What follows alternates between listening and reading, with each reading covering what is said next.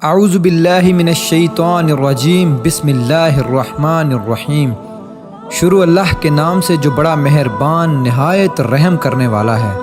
قرب قیامت کا ایک ایسا فتنہ جس کا خوف اور دبدبہ ہر زمانے میں پایا جاتا تھا۔ اس فتنے کا ذکر اگر صحابہ کرام کی مجلس میں ہو جاتا تو صحابہ زارو قطار رونا شروع کر دیتے اور اس فتنے سے اللہ پاک کی پناہ مانگتے۔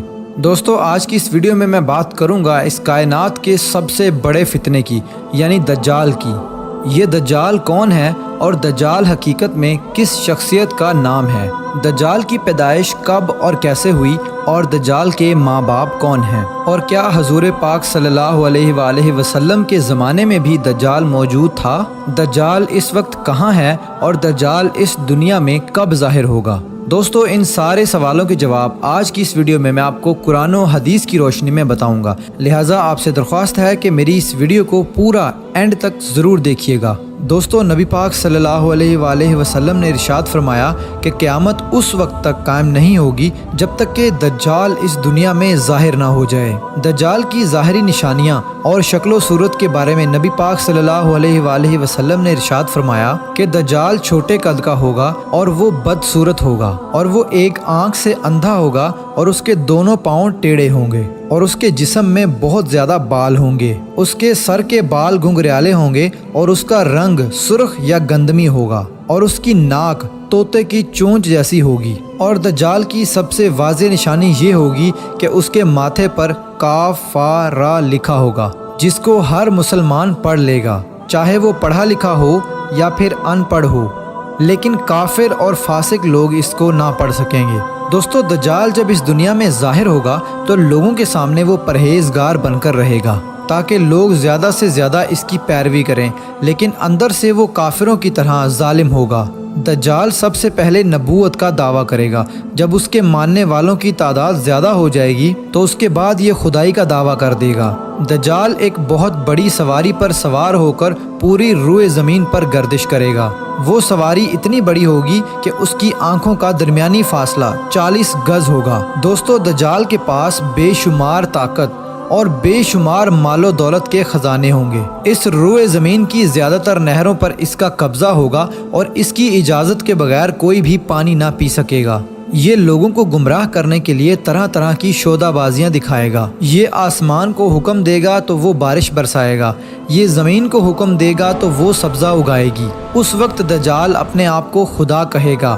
جو لوگ اس کے پیروکار بن جائیں گے ان کو یہ مالا مال کر دے گا اور وہ لوگ عیش و عشرت کی زندگی گزاریں گے، اور جو لوگ دجال کو خدا ماننے سے انکار کر دیں گے تو یہ ان کو قتل کر دے گا۔ دوستو، دجال بجلی سے بھی زیادہ تیز رفتار سے اس زمین کے اندر گردش کرے گا اور وہ دنیا کے ہر کونے میں جائے گا۔ اس وقت دنیا کے تمام کافر اور اسرائیلی لوگ اس کی حمایت کریں گے اور اس کی جماعت کے ساتھ شامل ہو جائیں گے، لیکن جو سچا مسلمان ہوگا وہ اس کو پہچان لے گا اور اس کو ماننے سے انکار کر دے گا۔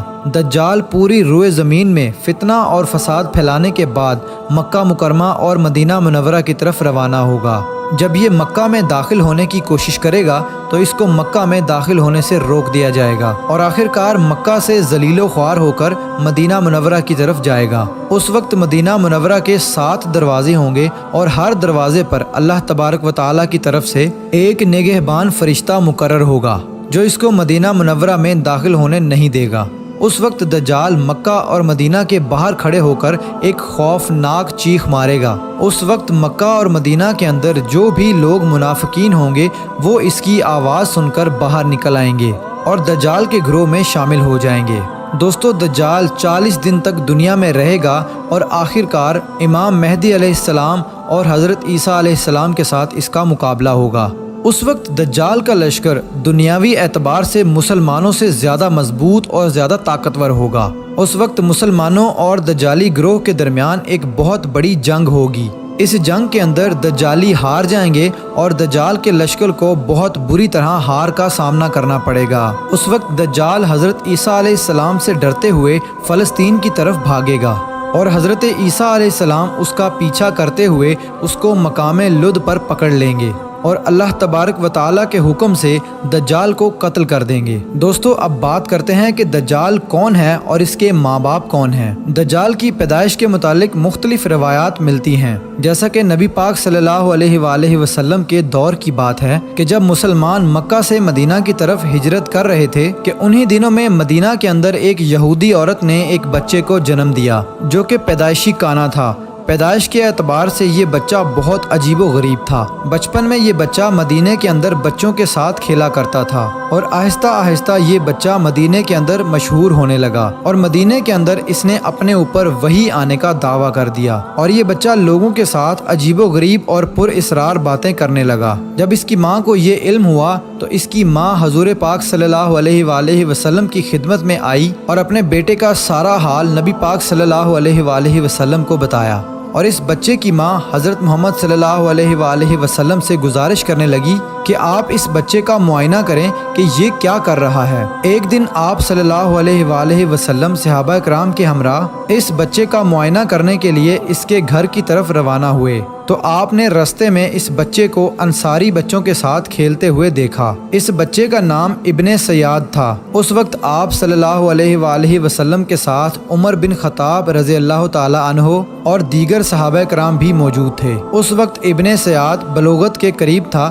لیکن جوان نہیں ہوا تھا۔ آپ صلی اللہ علیہ وآلہ وسلم اس کے قریب گئے لیکن اس کو پتہ نہ چلا تو آپ صلی اللہ علیہ وآلہ وسلم نے اس کی کمر پر ایک ضرب لگائی اور ابن سیاد سے فرمایا کہ کیا تم گواہی دیتے ہو کہ میں اللہ کا رسول ہوں؟ تو ابن سیاد نے آپ صلی اللہ علیہ وآلہ وسلم کی طرف دیکھا اور کہا کہ میں گواہی دیتا ہوں کہ آپ اللہ کے رسول ہیں۔ پھر ابن سیاد نے آپ صلی اللہ علیہ وآلہ وسلم سے کہا کہ کیا آپ گواہی دیتے ہیں کہ میں اللہ کا رسول ہوں؟ تو آپ صلی اللہ علیہ وآلہ وسلم نے ابن سیاد کو چھوڑ دیا اور فرمایا کہ میں اللہ اور اس کے رسولوں پر ایمان لایا۔ اس کے بعد آپ صلی اللہ علیہ وآلہ وسلم نے ابن سیاد سے پوچھا کہ تو کیا دیکھتا ہے؟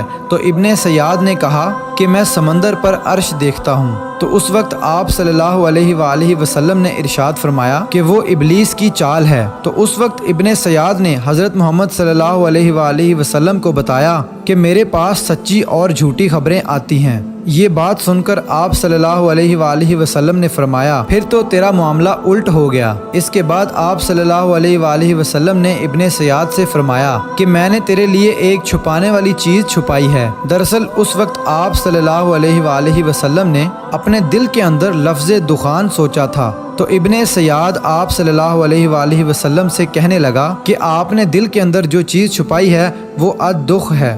تو اس پر آپ صلی اللہ علیہ وآلہ وسلم نے ارشاد فرمایا کہ ذلیل ہو جا، تیری قدرت بڑھ نہیں سکتی۔ اس وقت حضرت عمر رضی اللہ تعالی عنہ نے فرمایا کہ اگر آپ مجھے اجازت دیں تو میں اس کی گردن اڑا دوں۔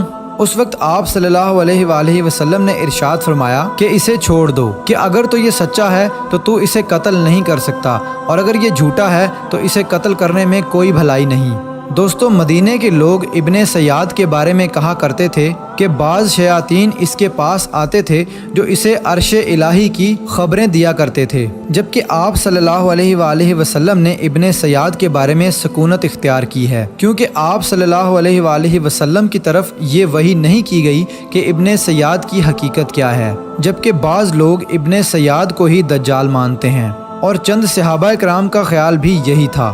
اور ایک دوسری روایت میں ملتا ہے کہ حضرت عمر رضی اللہ تعالی عنہ آپ صلی اللہ علیہ وآلہ وسلم کے سامنے ابن سیاد کو دجال کہا کرتے تھے، لیکن آپ صلی اللہ علیہ وآلہ وسلم نہ ہی اس بات کا اقرار کرتے اور نہ ہی انکار کرتے۔ دوستو ابن سیاد کے اندر ایسی بہت ساری نشانیاں موجود تھی جو کہ ہو بہو دجال کی نشانیاں تھی۔ یہی وجہ ہے کہ اس دور کے اندر صحابہ کرام بھی ابن سیاد کو دجال کہا کرتے تھے، اور بعض مفسرین کا یہ کہنا ہے کہ ابن سیاد ہی وہ شخص ہے جو قیامت کے قریب دجال بن کر ظاہر ہوگا۔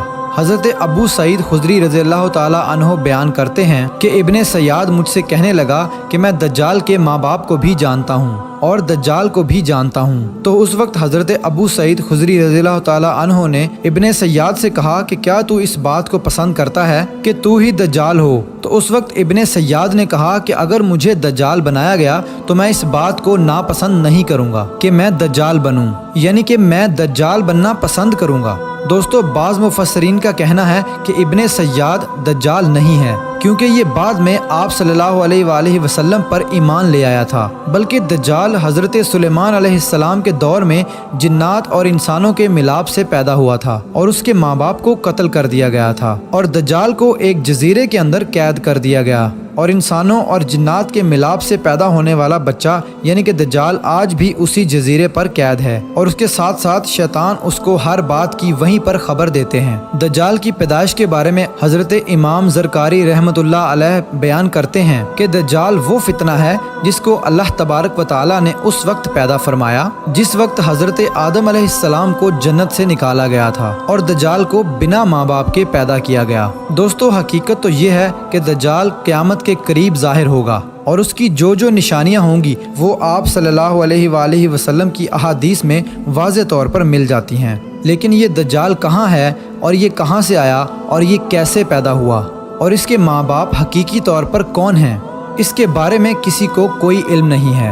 اس کا علم صرف اللہ تبارک و تعالیٰ کی ذات کے پاس ہے۔ اللہ پاک ہی بہتر جانتا ہے کہ دجال حقیقت میں کون ہے اور وہ کیسے پیدا ہوا۔ اللہ تبارک و تعالیٰ سے دعا ہے کہ اللہ پاک اپنے پیارے حبیب حضرت محمد صلی اللہ علیہ وآلہ وسلم کے صدقے ہم سب کو دجال کے فتنے سے بچائے اور ایمان کی سلامتی کے ساتھ ہمیں زندگی گزارنا اور مرنا نصیب فرمائے۔